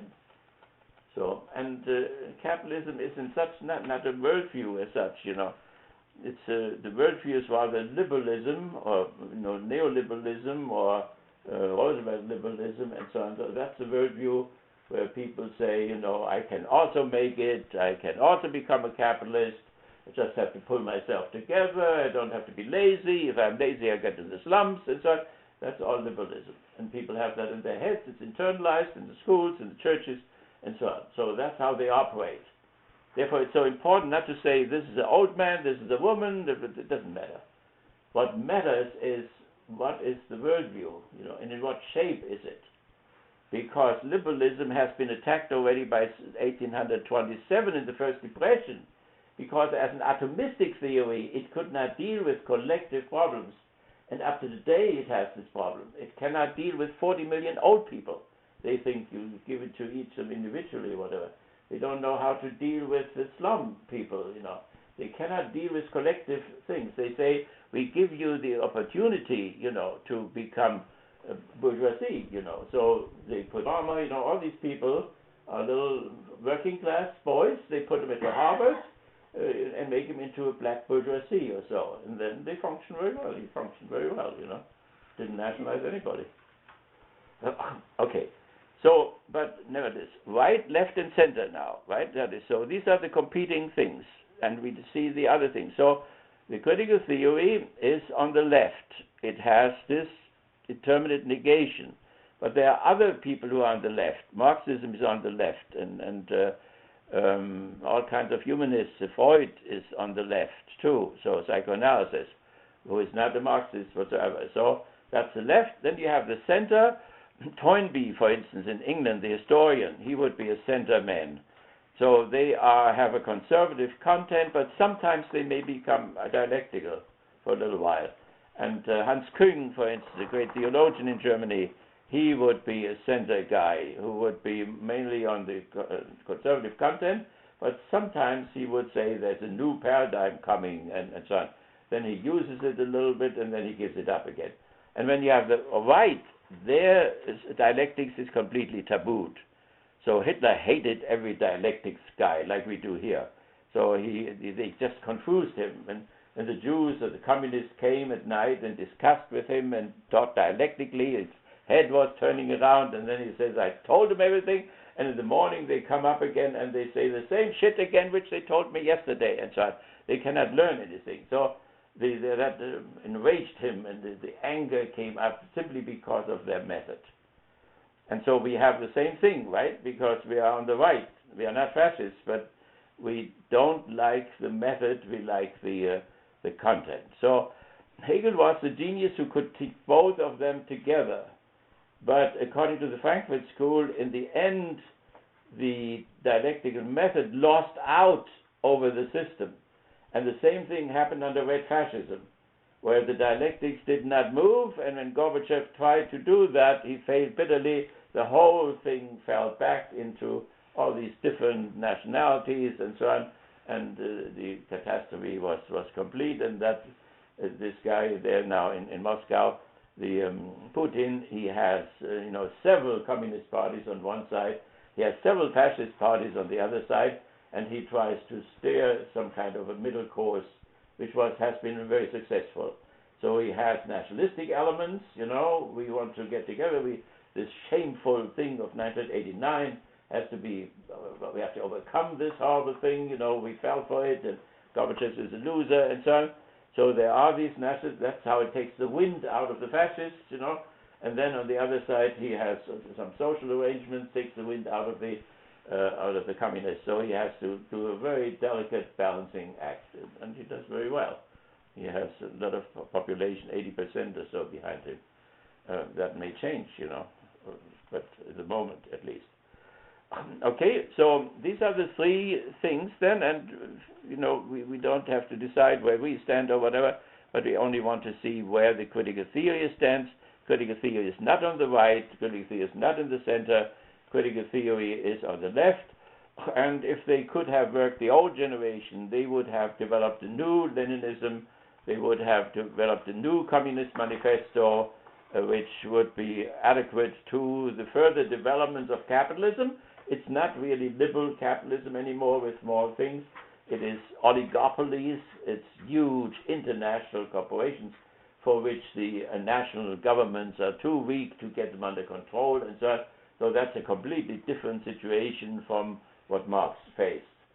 And there is this French book there about capital and so on, and he has proved that the abyss between the classes, the third estate and the fourth estate, is now much deeper than it was at the time of Marx. And it is continual deepening, which is noticed by people who office, the discrepancy with income discrepancy, so that, for instance, the CEO, who is not even the owner, may have 300 times more than the worker in his factory. And so that is how it becomes visible. One thing is how it becomes manifest, and then is the substantial stuff which manifests itself. And that means that the two classes shift further and further away, and the lower class is the more numerous one. That means there are 250 million workers in this country. So we are about 320 million people, and 250 million at least are working class. The others are low middle class, then middle bourgeoisie. It's the only thing what we have here in the town. We only have a middle bourgeoisie. That would be Kennedy, for instance. And then that would be high. And then above that comes the high bourgeoisie. These are the owners of oil, particularly. Oil is on top, and coal and atomic energy and so on and so on, who own the whole thing, and you and I, we own absolutely nothing, right? And that is very painful to see that, and so many Americans use a false consciousness. They may vote for Trump because he is a billionaire, because they think they also will become billionaires. They may oppose Bernie because he will tax the rich people, because they think they will themselves be rich people and then will be taxed by Bernie. They are able, maybe, if they are well-paid workers, to send their daughters to Western Michigan University, where they can get into middle management, not higher than this. So, but they will get to middle management, which means there is some progress. And so there are some illusionary things about upward mobility, but there are some real ones too. And real ones is that they do have a house, if it's not underwater, and that they do have a car, and that they have a saving account. Of course, last 2 weeks it dropped, and they lost $10,000 or whatever from their account because Wall Street crashed again. So twice, last 2, 3, 4 weeks. So, that it's not entirely illusionary. They do have it better than their father, for instance, who didn't have all this. Or they shout that the middle class is disappearing because their father or grandfather in the 50s had it better. He had a bigger saving account. He could had less debt for his sons when they go to Western Michigan University and so on, because at that time there was no competition. They had bombed to pieces the German industry and the Japanese industry, so the competition had been killed off, and therefore they had free market and they could do whatever they wanted to.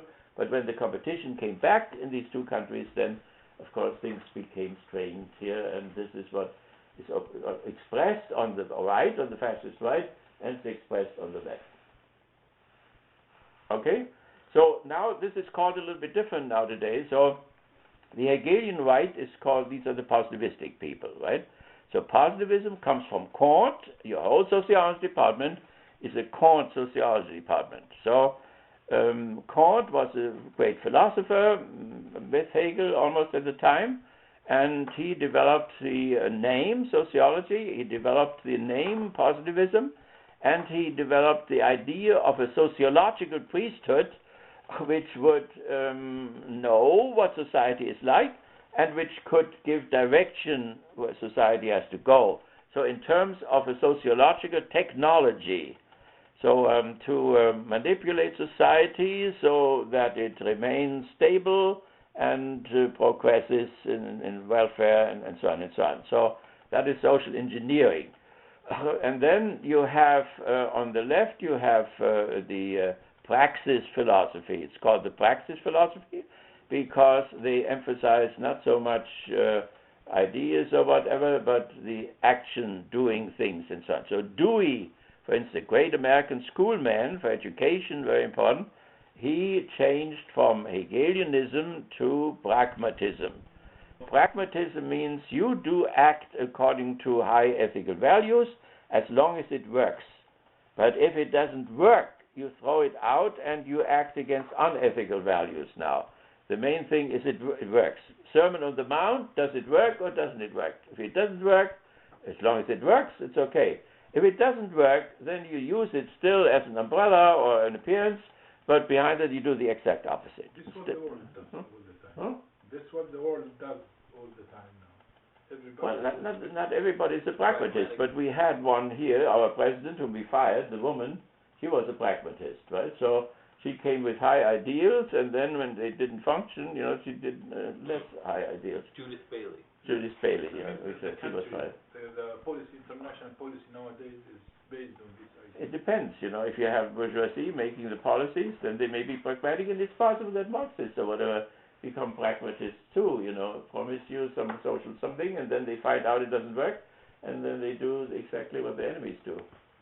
So that's pragmatism, right? But it is a particular theory, not everybody is that way. But some What people Russia does in Syria now is pragmatism. they could, yeah. Bombing the civilians Well, and right. So what Russia is doing, by the way, they shook hands, the two secretaries of state in Munich. They met in Munich. That's very good. They want to have an armistice, and the Russian plan is simply more, well, you could say pragmatic or more realistic. They said last 3 days ago clearly that this war we have in Syria is going to end with a lot of profits financially.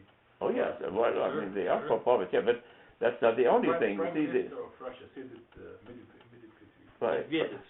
right. But in a narrower sense, the American idea was to fight ISIS and to fight the Free Syrian Army and to fight Assad and so on. And so I don't believe that. I well, don't know. but I feel it's all big game. okay, but it's gone now. So the Russian plan and the Iranian plan and so on was to leave Assad there and then pacify the territory and then have elections, and if you want to vote him out, you vote him out.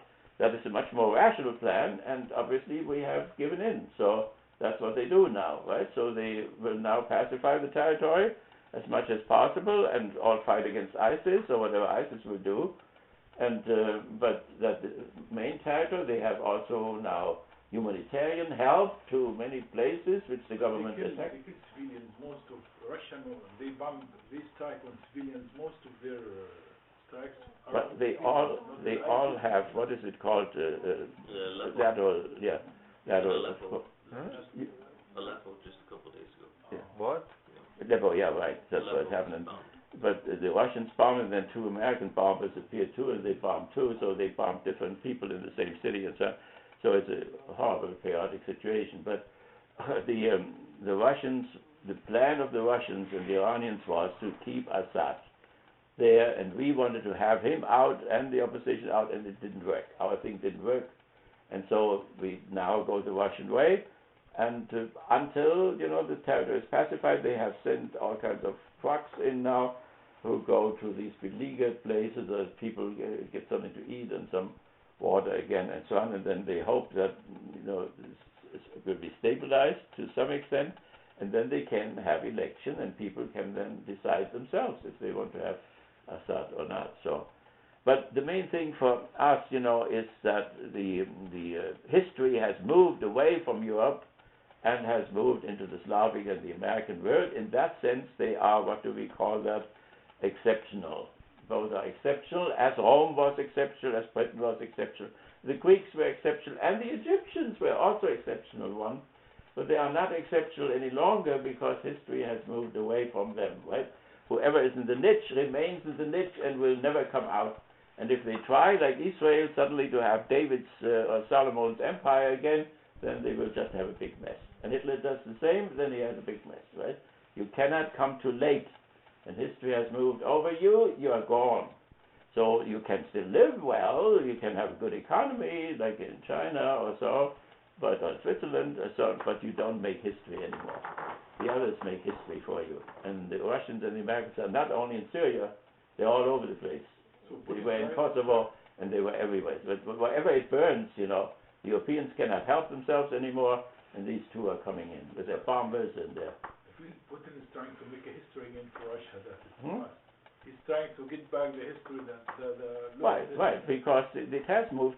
See, who appeared in Europe in 1945? The American tanks from one side, the Russian tanks from the other side. They appeared in the center of Europe. You can never get up from this.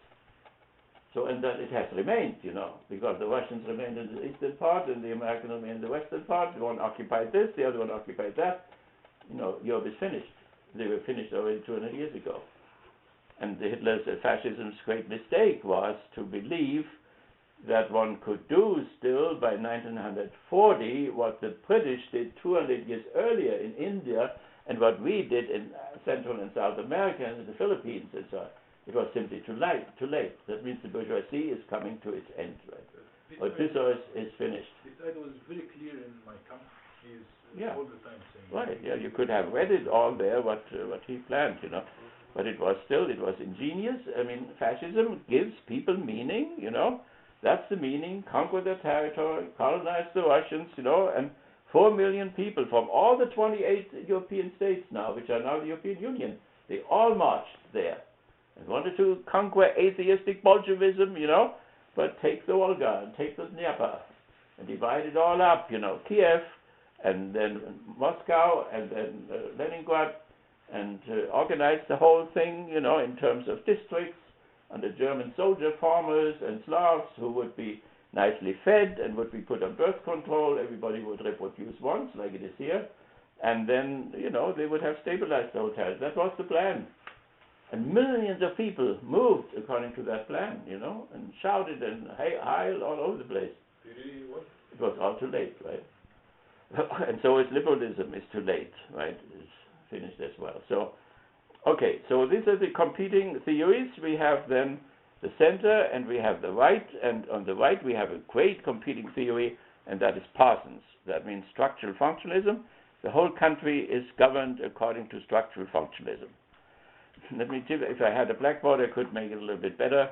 Structural functionalism, Parsons was a very shy little man in Harvard, and he studied in Heidelberg, in Frankfurt, in Heidelberg near Frankfurt, and there he was dancing one night before the First World War, and a German girl asked him, "Why are you here?" And he said, "Well, I want to study science." And she said, "Well, don't you have any science at home?" And somehow that put a question mark into his mind, and he wanted then to create a universal science. That means a theory which would contain psychology, biology, sociology, anthropology, and so on, and that was called then structural functionalism. He was a biologist, so he took a biological model in order to create that, what was called the system of human condition. System of human condition means nature, the teleological system, and the human action system, and the behavioral organism. So we don't have to go into all of it, but it was constructed through, and he worked that out between the two wars. He had no dynamic part at all to it. It was all static. So the Kant had developed this social statics and social dynamics. So the whole thing was only static. And the reason for that was, up to 1914, the bourgeoisie, Odysseus, was very optimistic. Titanic, right? Titans are the ones who challenge the gods, you know. And so they challenged the gods with Titanic. It was a boat which could never sink. And there it won against that ice mountain and so on, symbolically, unbelievable catastrophe. And so every week you have the Titanic movie here again. The bourgeoisie plays it over and over and over again. But it was not only the Titanic, it was the First World War. Suddenly, you know, the successful scientific, technological residuals are left here, nowhere else, was suddenly broke down, and 10 million people dead. All capitalistic countries fought against each other. It was a horrible disaster, new technological weapons and gas weapons. And only 10 million died? 10 million, yeah, the First World War. It was much more. 10 million the first, 70 million the second. I was there. I didn't count really. Hopefully not the first one. Okay, then let me just describe that system on the other side, because Habermas was a friend of Parsons, and Habermas visited Parsons in Heidelberg. They celebrated Parsons' doctorate, which he got in Heidelberg, and then Parsons went to Munich and forgot his pills and died in Munich, and so then Habermas took care of his widow and so on. And there are people left of Habermas who think that this was a bad thing, that he took some of this structural functionalism And so this is still going on. I went to Berlin to a meeting, and there were a whole bunch of young people who attacked Habermas continually because of this connection with this right-wing Parsons fellow. So Parsons and Merton, it was a whole school. And our sociology department, I think nobody does it. They did hire a neo-functionalist maybe 2 years ago. I don't know if he's still there or what, but they in our sociology department, they work with these smaller hypotheses, and Parsons is a middle range type of a theory. So Hegel would be an upper type, or Plato or Aristotle, upper type of system, and then Parsons developed this middle range system. And so the third thing is the human action system. Human action system has the cultural level, then comes the social level, personality level, and behavioral level. You see, already he integrated Skinner on the lowest level. He integrated on the on the personality level, Freud's psychoanalysis, and then he had the sociological level, and then the cultural level on top. The system was open in two ways. The system was open upward to the ultimate reality. That's where religion comes in. He took the ultimate reality from Paul Tillich, and put it up there, and the system was open downward toward nature, through the behavioral organism, through nature, and through culture upward. But it was not that the ultimate reality would act into the system. If it would act into the system, then the system would become arbitrary. Miracles could happen, and so on. So, therefore, people would relate themselves to the ultimate reality, and therefore behave differently in the system, but the ultimate reality would not act like the Yahweh does and Allah does, would not act into the family and into people's lives. And so then each of these parts had a function. So culture had the pattern maintenance function, and society had the integrative function.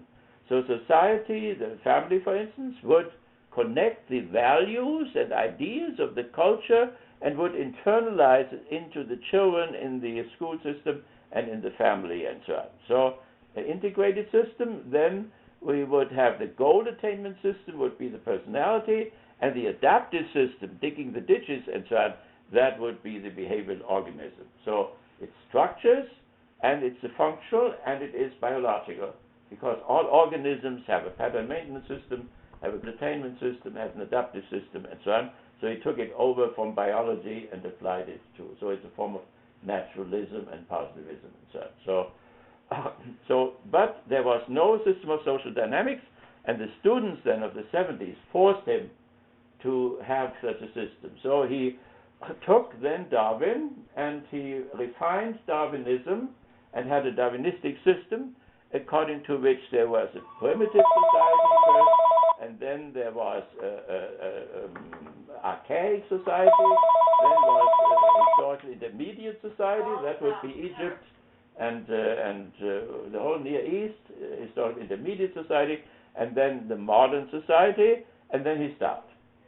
He included communism into the modern society, and he did not know what was following. So he did not talk about alternative future 1, 2, 3, or whatever. He simply says it will still go. He thought our system would still have another 200 years. That means it would still have 150 years left now, and then it would be finished. So that was it. But he saw the primitive system, the family was the core. Then the archaic system, the king came up. Then the historically intermediate, then the kingship, and so on. There was also religion in the primitive and archaic one, which retreats then, and then comes the modern system with the economic subsystem being in the foreground. And no matter if the bourgeoisie, economics is most important, or socialist economics is more important, and so on. So that was the dynamic thing, and he put that together with his system theory. So then it was called, and though. That was most powerful, and the older generation, Horkheimer and so on, did not discuss with Parsons. They thought one couldn't discuss with those people, but Habermas did discuss with them then. So there was connection, and he took things over. What did he do with it? Determinate negation. He preserved something and he rejected it. For Parsons, the whole action system was the life world. And out of this, Habermas made, there is the life world, like we sit here and see each other and so on, that is the life world. And then above the life world, there was the economic system, and then there was the political system. In the life world, you still have communicative action and ethical values. In the economic system, you have functional rationality, and you have the medium of money over which the whole system runs. The political system was also characterized by instrumental rationality, and power was the medium over which all relations run in the political system. So, and the life, yeah, you can, yeah, there it is, you can see some of them there. So then the life world was colonized by the economic system and by the political system. That means they overwhelmed the life world, the neighborhood, the family, and so on. All our struggle that we have no family wages and so on, that they took away from the family the productive part, but they kept with the family the caring part. So the family is supposed to care in spite of the fact that it doesn't produce anything anymore.